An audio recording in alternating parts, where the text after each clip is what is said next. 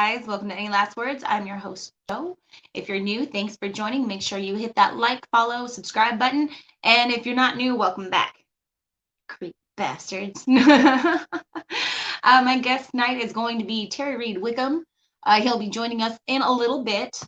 So for right now, since I have your guys' attention for a minute, I wanted to quickly share my fundraiser page for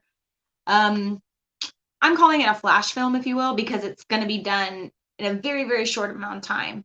It's a horror anthology film I'm working on called Lore. It is based off of Icelandic holiday traditions. The best way I can describe it is, it's not Icelandic, but think Krampus and how he's like this evil Christmas creature, demon, anti-Santa kind of thing. Hey, Jesse, thanks for joining. But since this is Icelandic tales, basically it's going to be like evil, witches who like to eat naughty children and demon cats and evil Yule elves and this and that. Lots of stuff. And there's going to be some stories in between because my buddy Miguel Rodriguez is going to be writing some little tiny shorts for in between. And we have, let me see if I can pull the page up real quick or if this is going to give me problems. Let's see. This is the fundraiser page right here for the film. It's only been 7 days already. It's been 7 days. I really haven't had a chance to push it very much, and I need to get on this like now. But so far, we're 2% to our goal of 5,000. Thank you to Richard, Aaron, and Lauren for contributing and supporting the film. I really appreciate it. Everything that's donated towards this film funding is going to go for things like wardrobe and makeup. I have props that need to be bought. There's stuff I can make too, and I can get other people to make. But, some things actually kind of cost money. And, be able to feed some people because, you get really long hours and long days. And this is going to be like very rushed. Not rushed, but, put together in a short amount of time. So there may be some hours in there. I still have a little bit more casting to go. But it's almost completely done. I will have scripts out to people probably this coming weekend at the very latest, because this was my birthday / Halloween weekend, so I really didn't do very much. I didn't do the things I should have done. So, but that's okay. That's okay. I'm going to pick up on it now and take care of it. So, yeah, I already have, there's one person I have not announced yet that I'm super excited to announce when I can, because I'm such a big fan of this person, and I think you guys would be very happy with my choice in cast selecting on the Gryla character, the main witch that likes to eat the little naughty children and people and stuff. But yeah, I'm super excited for that. Got my buddy Charles Govey that's going to be playing the naughty Santa. I have Julie Prescott. She's in a lot of independent horror films. She is such an awesome person. She is also my co-host on 80s horror films with Rebecca Reinhardt and Jonathan Moody. And it's a really fun show. If you guys not seen it posted on any of my pages, go back and check it out, or just type in 80s, like the numbers, 80s horror films. And yeah, like we just did Nightmare on Elm Street review not that long ago. Really fun people to talk to. I love Julie. I've worked on film projects with her before. She's awesome. Gone to some of her conventions that she runs. So I'm super excited to have her casted in this as well. Thank you, Miguel. And thank you, Julie. So yeah, hey, Dan. Thanks for joining. I was just wrapping up about my spiel about my little short film I got going on here.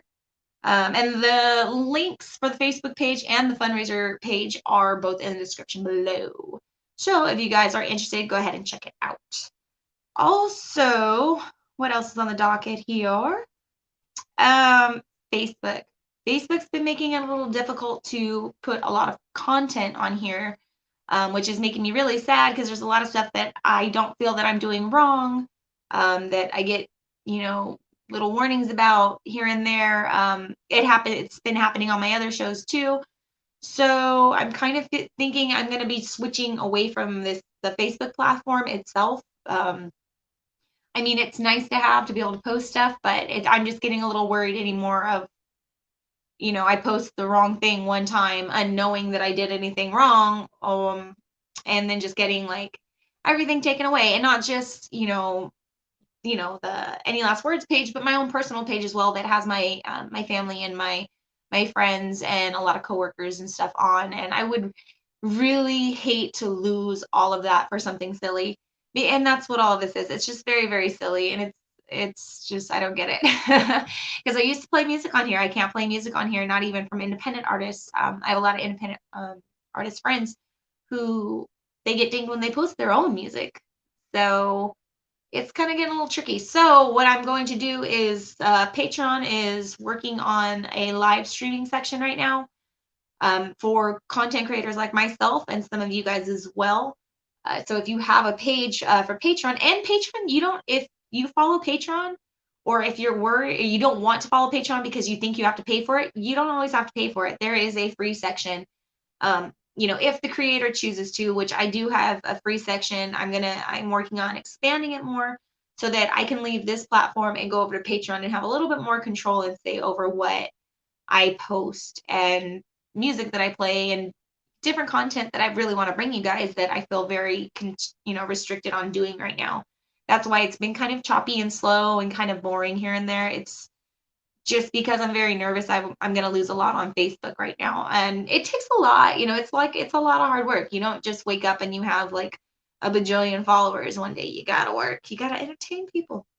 But short story long, eventually I will be moving over to Patreon and away from Facebook. So that way, if I lose Facebook or if I'm just not on here that much, at least there's Patreon. It's a safe spot, I feel, right now. So if you guys want, there's on my page, I don't know if I have it in the description below. I don't think I do.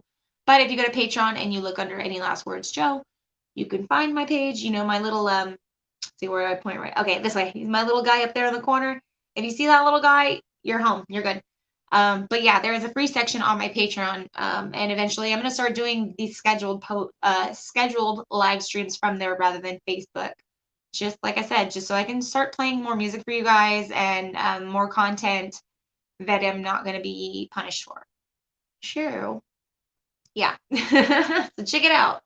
There's already stuff on there too. I want to thank Gonzalo Chavez and Richard Nettleton both for being really awesome Patreon supporters, especially for long time support. You guys are awesome. I really appreciate it. So, yep. Go check it out. We're still waiting on Terry. I know he'll be just a little bit. Anybody got any questions, comments, or concerns for tonight? Inquiring minds want to know. And how was your guys' Halloween, by the way, too? My lord. Oh yeah, Jesse. And if you have Patreon too, Jesse, let me know because I'll follow back for sure. Yeah, I hope everybody had a fun and safe Halloween. It got a little, you can tell it got a little sloppy on Saturday. But we had a lot of fun. We had a lot of trick-or-treaters that came. A lot of cute costumes. Oh my gosh, people really got creative this year. Our yard was done up. I set shit on fire. If you didn't see, I wanted to blow it up, but then I couldn't because, well, it was dead on our street for like a hot minute. So I was like, okay, I don't think any kids are going to come anytime soon. So I'm going to blow this thing up. Go to put it in there. Or, like I'm looking for it and I'm like, oh yeah, should we do these? And then like I turn and look and there's like 3 cars that pull up behind me and unloaded kids. I was like, never mind.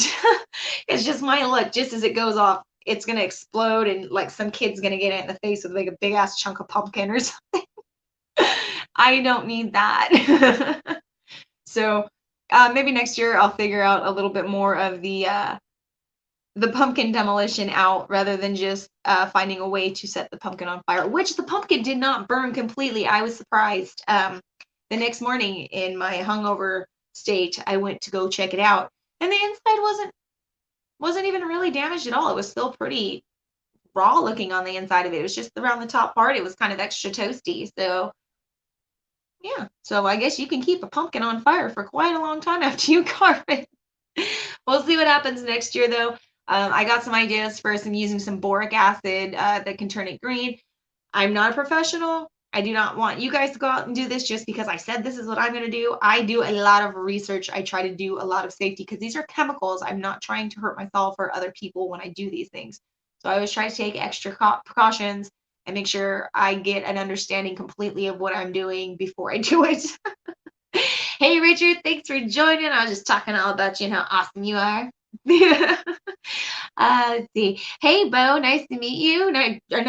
Thanks for joining. Sorry, I'm getting excited. People are showing up. Oh my gosh. You had fun on Halloween. Not as many kids still trying to give away candy. Well, I'll take the candy, number one. Number two, you guys had amazing costumes. I really liked the what is that pumpkin? The guy from Saturday Night Live that Tom Hanks plays, right? Is that what that suit was? I think that's what that was. I don't know. It was cool though. But yeah, no, I didn't really have time to do my costume because I was doing so many other things. But okay, sorry. I thought I lost you for a second. I didn't really have really, I mean, I had a costume, but not one I was like, oh, I'm gonna, I'm able to put so much time into this because I'm not. I have other things to do. So next year I'll dress up for sure. I did like creep on all your guys' costumes on Facebook, and damn, some of you guys had some badass costumes this year. Like, I'm kind of really bummed I didn't do anything. But it's cool though, and oh my gosh, the cute little kids everywhere. You guys dressed up your babies so cute. David S. Pumpkins, that's his name. Yeah. You know what? I saw that skit a couple times, but I never really got it. I didn't get it. But I liked the costume. Oh my gosh. Let's see. There was something else that I was going to bring up and I totally spaced on it. What was I going to do? Let me get my notes and see what's happening. Oh, that was Roseman Jen. Anywho's. Hey,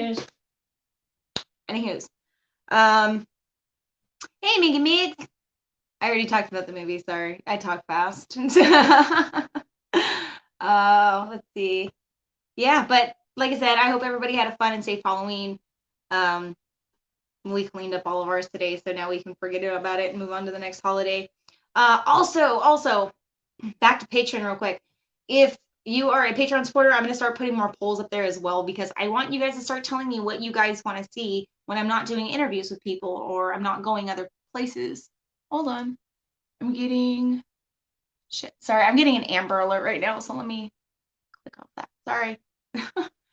That kind of scared me for a second. I thought we were like having an earthquake alert. Oh, thank you, Greg. Thank you so much. I really appreciate everybody's birthday wishes yesterday as well. That, really made my day. I really appreciated it. So many too. I didn't expect all that. So,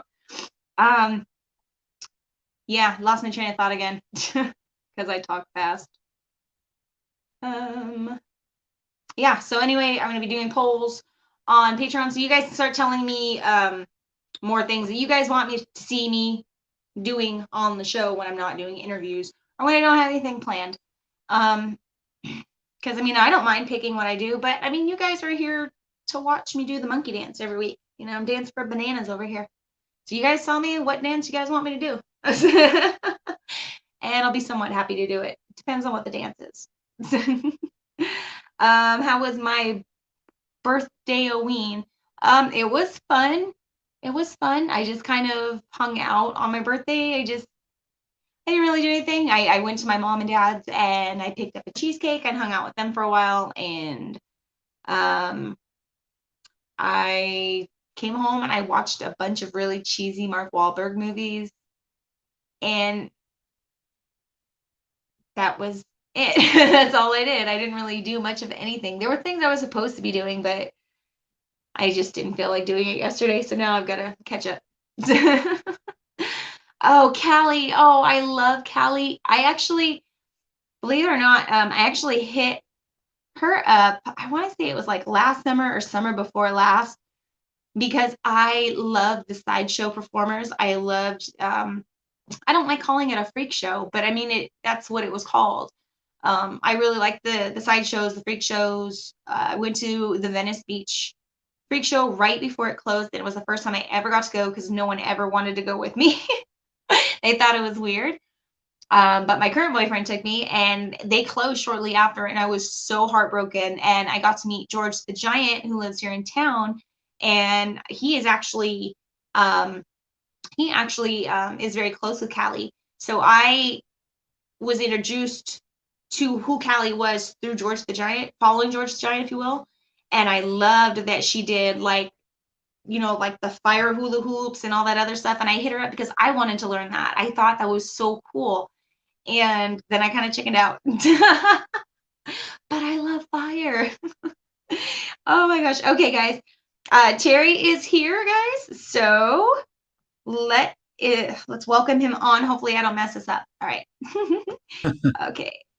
Hey Terry, can you hear me? Hi, how you doing? I am good. How are you today? I'm doing great. Just got home from work, so if I'm a little sweaty, don't mind me. I'm just getting off work. Oh no worries. You could have waited. You could have let me blab and ramble for another couple of minutes to take a breather. That's okay. That's okay. Oh my gosh. It's late there too, isn't it? Yeah, it's like 11:15 here in Long Island in New York. Oh goodness. How's the weather there right now?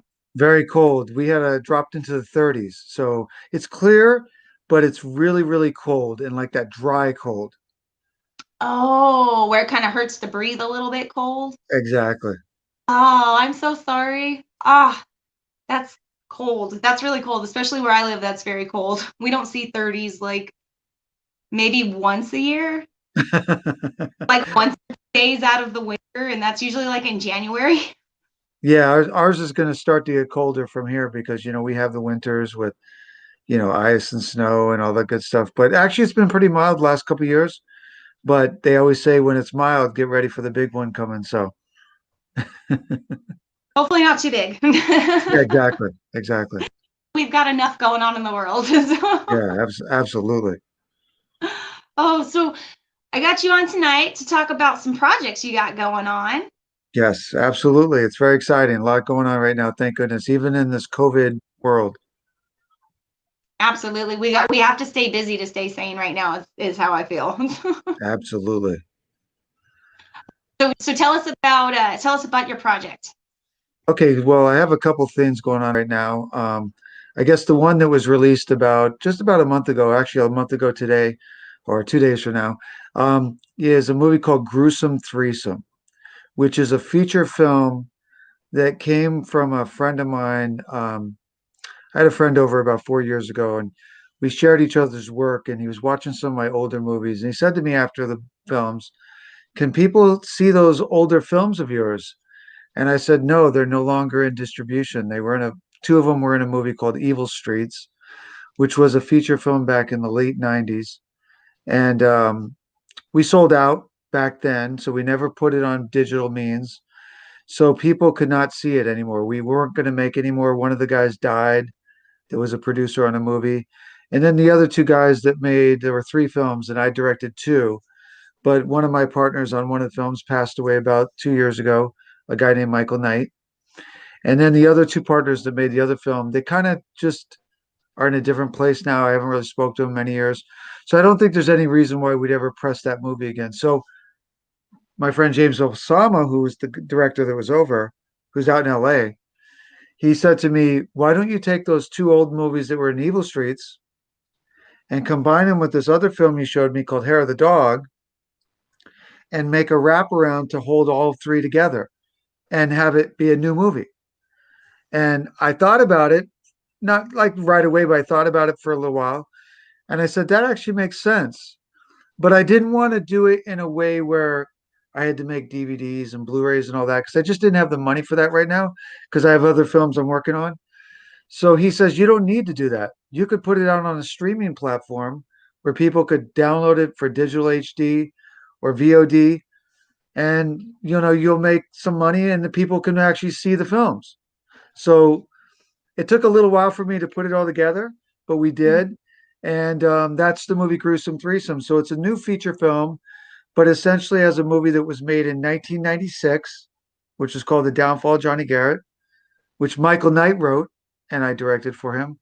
And then a movie called Stock, which has the beautiful, voluptuous Serena Lee, who is I guess you could say, a big bus legend. and she played in the second episode, which I wrote and directed. And then the third episode was Hair of the Dog. Stock was shot in 1997. Hair of the Dog was in 2003, so it was about 6 years later. And that was written by Tim Clark, and it was really like one of my favorite films I've made. And then the wraparound that held the whole film together, we did that in early 2018. Actually, 2017. Excuse me, 2017. But I didn't put it out till now because I had a big feature film that I was working on the last 2 years called Double Vision. So kind of gruesome, kind of had to wait for me to finish Double before I could put it together. So I was kind of working on it simultaneously. So anyway, that came out. People can now they can go buy it. They can download it or watch it. It's on vimeo.com/ on demand / gruesome threesome. Okay. And you said this is a feature length, not a short, right? Oh, it's absolutely a feature length. It's 91 minutes. And one of the things I did to kind of make it fun for the fans out there is I put two documentaries that we made when those films were actually made. So there's a behind the scenes look at Stock with Serena Lee. That's like 79 minutes long. I threw it in as a free documentary if you either rent the movie. So if you rent it for $7, you get it for 48 hours. So you can watch the movie one night and watch the documentary the next night. If you buy it for $13, you get the documentaries for free too. So you can just download all three. And then there's a making of Hair of the Dog, which is about 24 minutes. And I actually the documentary for that was actually longer, but for some reason we had a problem with the trying to transfer it to digital. So I could only put on like 24 minutes of like the 60 that it was, but it's still really good. That's cool though. I love behind the scenes stuff. Whether it's just an interview or it's a mix between like an interview and seeing how certain things are done or where the location is. And I really like that stuff. I enjoy that a lot when they get added into, the extras for films. That's really cool that you did that. Yeah, I just thought it'd be cool for the fans and the fact that they were done when those movies are made. So it's got like not only behind the scenes footage, but you hear how I think the directors when they have a time space between making a movie and when it's like later, 30 years later, 20 years later, they probably don't remember everything as clearly, because time passes and they might have a different opinion of it. Those are recorded when those are made. So you see the way I felt then with my cast and crew. And, in the Serena one, a lot of the fans out there might be really interested because you get a chance to go into her dressing room. Ooh, oh la So, la. yeah, so that's not such a bad thing if you like Serena Lee. Oh, convenient. You got all of her interview. Wink, wink. No, I'm just kidding. Yeah. Yeah, and something that some people might be interested about Gruesome Threesome is one of the actresses that plays a very small part in a movie within the movie within a movie, if that makes any sense. Because Gruesome Threesome's a wraparound. Then it has Johnny Garrett, Stock, and Hair of the Dog. Well, in Hair of the Dog, there's actually a movie within that movie because there's an adult movie producer. So we had to show a scene that we thought was kind of adult movie, but we didn't show any nudity. There's no sex, but we had to kind of imply it. So Mhm. the writer wrote this scene that's really funny, and everyone loves it when they watch the movie. And one of the actresses I cast to play one of the roles ended up becoming a big, famous TV host on the show The View. The ABC show or wherever it's on, Yeah. the View. You ever heard of The View with Whoopi Goldberg and all that? Well, Mhm. she was on one of the like 2 years of it. Her name was what was her name? Geez, Jedediah Billa. You could look her up online. She's a very famous TV host now. She makes probably a lot of money, and she's like a political advisor and talk show host. She was in Hair of the Dog, so one of the actresses in Gruesome Threesome became a big star. That's pretty cool. Yeah, in the movie, she plays Assistant Nurse N. We don't usually say her name because remember it's an adult movie, Yeah. so her name is a little bit vulgar and rude, but that's not something she created. That was what the writer wrote. Um, but you might want to see it for that because that's pretty cool. So besides Serena Lee, we've got Jedediah Biller in the movie as well. How very cool. And I think that one of the actresses in the movie Stock, who plays kind of a bar waitress, she became a very big star in the WWE.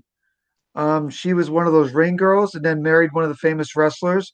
And I think she's now known as just what's her name? Liz something. She's pretty famous too.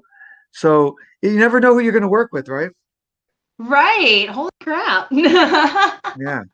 So that's pretty That's cool. pretty cool to even be able to say that. Like, hey, I had two people who went somewhere and like, I mean, different directions, but they still went somewhere. Absolutely. So that's one of my projects right now is Gruesome Threesome.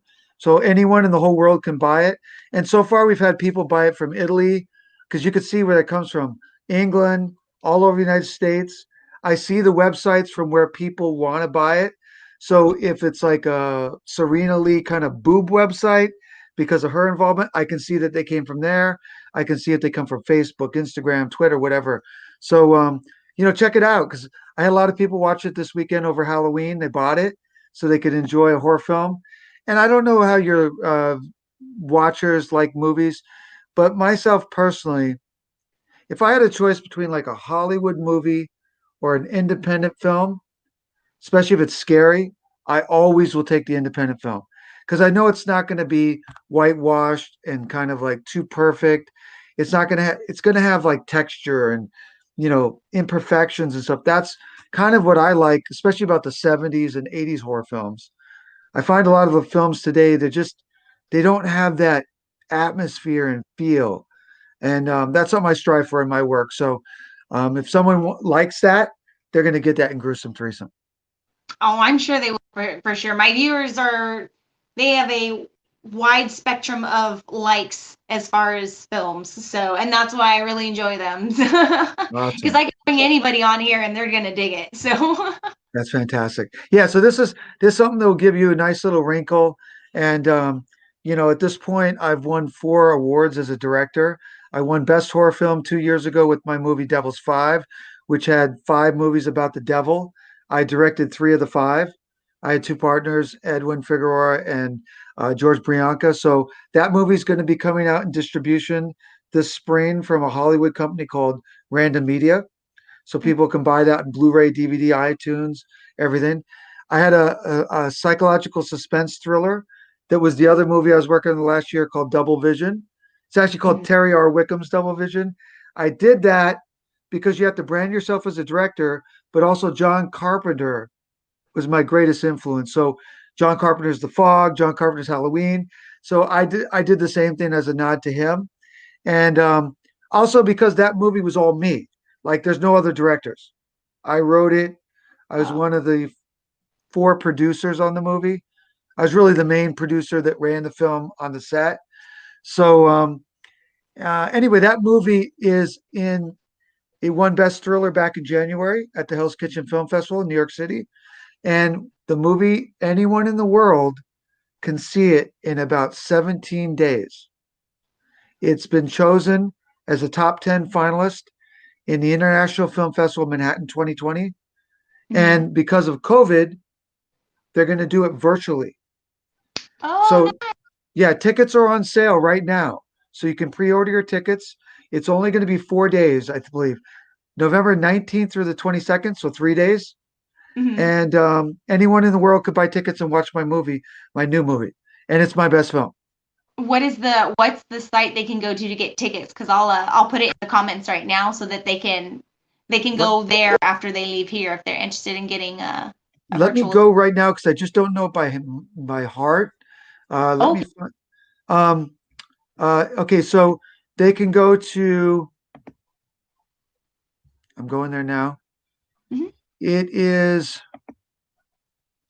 You know what? Just go to. Um, the best thing I could say, just to shortchange it, and I could text it to you later. Maybe I could copy this and I could send it to you. They could go to the Manhattan Film International Film Festival Manhattan 2020, and from there they can just find Double Vision. Where can I send it to you? Should I send it to your Facebook? Yeah, you can do that. Okay, let me go on And Facebook now. I sent to you. Hold on. yeah, Here we go. All right. I think this is it. Tell me if you get this and if that looks right to you. Hold on a second. Yeah, it popped up. I can see it on the thing I just sent you. okay. Okay, it just came through. Okay. Okay, yeah, I'll copy and paste this right now so that if people are interested, after we're done here, they can go right on over and buy a ticket and And check you it know what's out. so great? You know what's so great about Double Vision? It's um it's the first feature film that I've directed that's standalone. So Evil Streets had three movies, I directed two. Devil's Five had five movies, I directed three. You know, Gruesome Threesome has four movies, which I directed all of them, but it wasn't one whole feature film by itself, right? So Double Vision is the first standalone film I've done since my first feature film back in 1990. Wow. You're talking what, like 30 years? Yeah, holy wow, that's a long time. So That's cool. I've done so many movies within that time. So from when I was 24 and I made that movie back in 1990, now of course, it's 30 years later. So the experience I gained as a filmmaker, that all reflects. And instead of having like a crew of uh maybe 20 people, this movie had over 100 people work on it. Wow. So it's a big movie. It's a 120-minute movie. And if you like movies like Basic Instinct Mm, and Brian De Palma's Body Double or any of the Hitchcock films where you've got this sexual, suspenseful, backstabbing, lust, sex, crime, murder, manipulate. and there's some humor too. And that's Double Vision. Okay, I'm writing this down right now. Yeah, so and a lot of people, really liked it because it's more of a throwback to the like psychological, like Basic Instinct, and you don't see a lot of movies like that now. Remember Sharon Stone in Basic Instinct? Yes, the bunny boiler. Or no, wait, that was um Fatal Attraction. Sorry. Right. Yes. So some people actually, one of the reviewers compared it to a cross between Halloween, Scream, and Basic Instinct. Or no, Wow. Fatal Attraction. It was actually Fatal Attraction. They said. Okay. So Okay. if you like movies like Hand That Rocks the Cradle, or one of those Oh. Oh. psychological thrillers, Yeah. and in the title, I literally try to symbolize it not only with like double meaning of dialogue, but also character. So like when you hear the word double, I represent that so many ways. There's a couple that's in love at the beginning. There's two business women that are partners. That's two. There might be more than one killer. That's more than two. So there's all these things to the movie that are part, but there might be one killer. So I like to throw you off. I don't give anything straight. So Okay. it challenges you as an audience. Okay, I like that. I like that a lot. I'm definitely interested in seeing it. That's for sure. Because Cool. I do like psychological thrillers. They're not necessarily my go-to, but I do like them as like a break between the slashers and the guessing game of who done it and all this other stuff. Like I like the psychological thrillers. I don't know. I guess because there's a realness to it more than Freddy Krueger or Michael Myers or something like psychological thriller. Like people can do that to you. Like they can manipulate and mess with you and just be the real life monsters that are walking out there instead of the fictitious ones that are written about all the time. So I like that. Absolutely. Absolutely. And I'm a really strong, as a director, I'm a very strong proponent. Probably this is part of it's budgetary, but it's also just me aesthetically as a filmmaker. I'm not crazy about all the fake digital movies, I'm whether not it's either. Like that. a green screen background, a fake green screen character, a fake green screen, effects. I just I see they're phony, and I want my stuff to be real. So, when you look at double vision, there is not one digital effect in the entire movie. None of them. The special effects, if you see them, they're all practical. And it's not necessarily a heavy makeup effects movie, but it is all about the people. So, like when you watch The Walking Dead or you watch Cobra Kai, the best aspects to me about those shows are the people. It's not the zombies, it's not the martial arts in Cobra Kai. It's about the characters. So when you watch Double Vision, it's all about the people. But I filmed it really cinematically. I'm a very cinematic director. So what I do with the camera is a lot. I mean, I'm not a simple storyteller. I like, if you look at Double Vision, the camera is moving 70% of the time, whether it's a dolly shot, a steady cam shot, a drone shot, uh, uh, it could be a jib arm shot. It could be a pan, a tilt. The camera, a rack focus. So when you're watching double vision, the camera's moving like 70% of the time.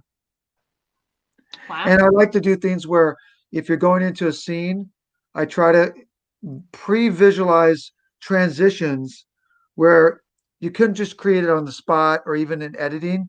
You have to pre-think it.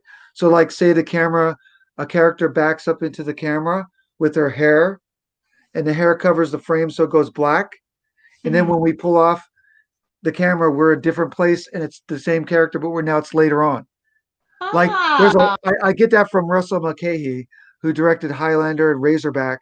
So in my movie, not every scene, but there's a lot of creative transitions that I visualize myself as a director.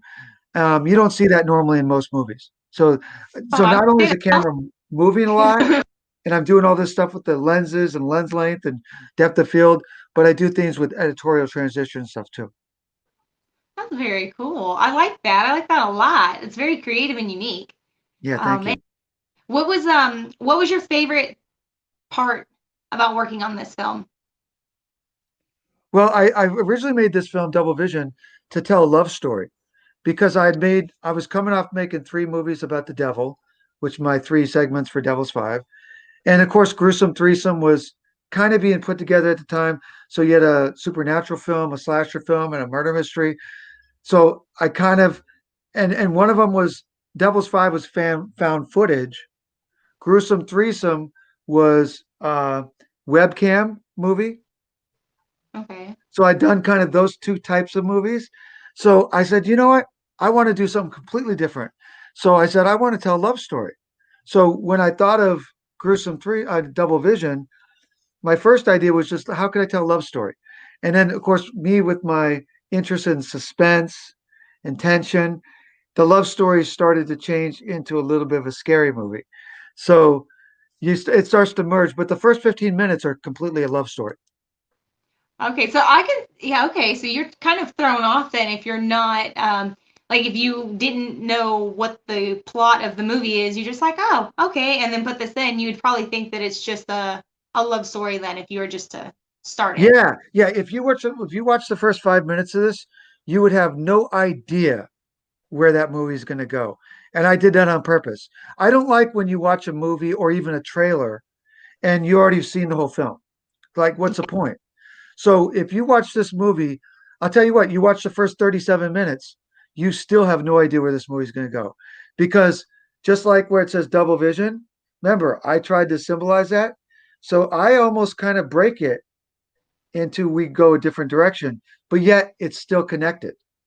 And people tell me, I had one reviewer tell me when he got to the end of the film, he goes, I could not believe how much you symbolize the title by what actually happens at the end. It's like essentially a double vision. The audience is seeing one thing, the characters don't know it, and it's a double vision. He's like, it's insane. And one person said to me, or another reviewer, he said, what you show at the end, it it it could happen. You think about maybe this wouldn't happen, but he says it absolutely could happen.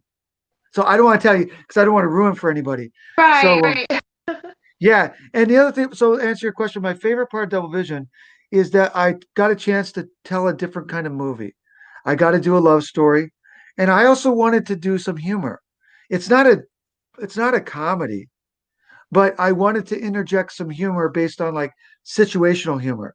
So there's quite a few scenes in the movie that people will laugh, but it's not campy, it's not silly, it's just kind of like situational. And when I saw the premiere back in January, where we won Best Thriller, we ended up selling out the first show. Out of all the films in the festival, we sold out first. And there was such a demand that they gave us a second showing, which is unheard of in a film festival. And we were like maybe 10 seats from selling that out. Wow. Holy crap. That's amazing. That is Yeah. amazing. And I Oh, think that's a tribute to not just me, but my actors and my crew. My over 100 people worked on the film. But I think it was the elements that we gave that movie, the comedy, the sexuality, the double twist, the lying, backstabbing, killing, all that stuff. So it's a real tribute to that. And as a filmmaker, I want to take the audience on a roller coaster. And it's not, like I said, it's not a horror. I don't look at it as a horror film. I look at it as a thriller. And it's not because I'm ashamed of horror, because horror is my favorite thing. But I didn't want to make a horror film. I wanted to make something different. So it's more Hitchcock. It's more De Palma than say John Carpenter, Wes Craven, something like that. You know what I mean? okay. Well, like I said, I am definitely interested. And you guys check out the link in the description. Oh, that Double Vision. That's the one that's at the link, right? Yeah, that's the one I gave you the Oh, link. That's going to yeah. be people. And what's really, really unique about this situation for people in the world, especially you guys in the West Coast or wherever, is most time if you don't go to the film festival physically, you can't watch the movie, right? Right. But because of COVID, they're doing it virtually. So now there's no restriction to where you live. You could Right. be in the US, Europe, Australia, China, and watch this movie, which I would say to you guys is great opportunity because right now I don't know when I'm going to put it out in distribution. So look, Devil's Five, we had its premiere in the fall of 17. It's not coming out till next spring. That's 3 years. People had to wait 3 years to see that. So Double Vision, you can see this movie in 17 days. And I don't So know when they're going to, 19th, the 21st, right? 19th through the 22nd. But I don't know when you'll be able to see it after that. So this Right. is like a prime opportunity to go experience Double Vision. For sure. And it, like you said, it's not even that much, and it's it's something to do, guys. We don't get to go anywhere anymore. And on top of that, you get to go to an event like what you said. Like basically, we can all be together and be in different parts of the world, which Absolutely. which costs like in normal times a lot of money if you want to do something like that. Yeah, it's only $12 and there's no fee. There's no ticket fee. So 12 was 12. Yep, you don't have to And, pay for the plane ticket. You don't have to get a hotel.